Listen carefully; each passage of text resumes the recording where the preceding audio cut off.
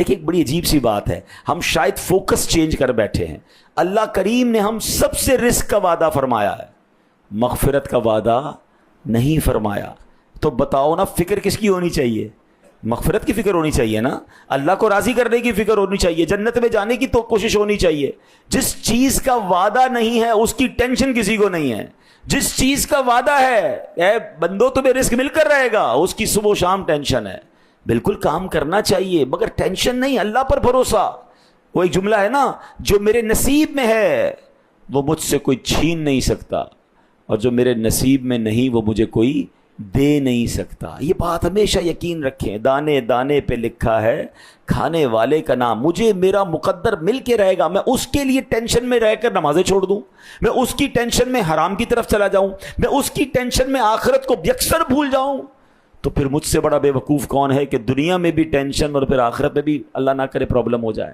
تو اے میرے پیارے اسلامی بھائیوں، ہمیں اس بات پر غور کرنا ہے۔ صحابی رسول حضرت عبداللہ ابن مسعود فرماتے ہیں، ایک روز میں نے دیکھا کہ نبی پاک علیہ السلام چٹائی پر آرام فرما اور پہلو مبارک پر نشان پڑ گئے ہیں۔ تو میں نے عرض کی، یا رسول اللہ علیہ الصلوۃ والسلام، ہمیں اجازت دیجیے ہم آپ کی چٹائی کے نیچے کوئی بستر بچھا دیتے ہیں۔ تو نبی پاک علیہ السلام نے فرمایا، میرا اس دنیا سے کیا تعلق؟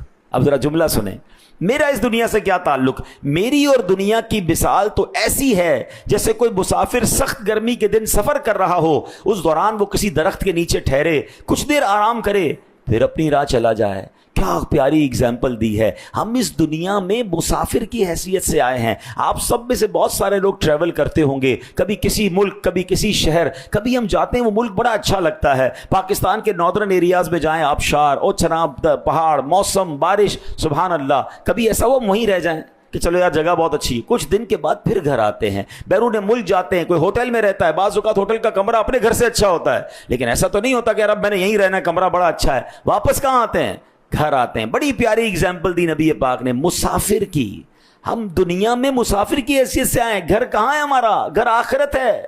یاد رکھیے، ہمیں یہ بات ذہن میں بٹھانی ہوگی کہ یہ دنیا ایک امتحان اور دنیا ایک سفر ہے۔ اللہ کریم نے قرآن مجید میں ارشاد فرمایا، الذی خلق الموت والحیات لیبلوکم ایکم احسن عملا۔ اس کا کیا معنی ہے؟ ہم نے موت اور زندگی کو اس لیے بنایا کہ دیکھیں کون اچھے عمل کر کے آتا ہے۔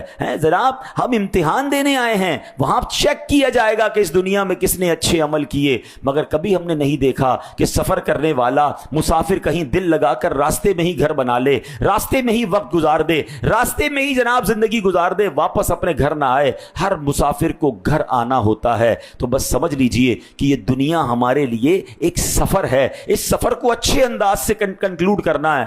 اصل منزل آخرت ہے۔ اگر اس دنیا میں رہ کر آخرت بہتر کر لی تو انشاءاللہ قیامت تک کی برکتیں قبر میں اور پھر انشاءاللہ جنت میں نہ ختم ہونے والی نعمتیں ملیں گی۔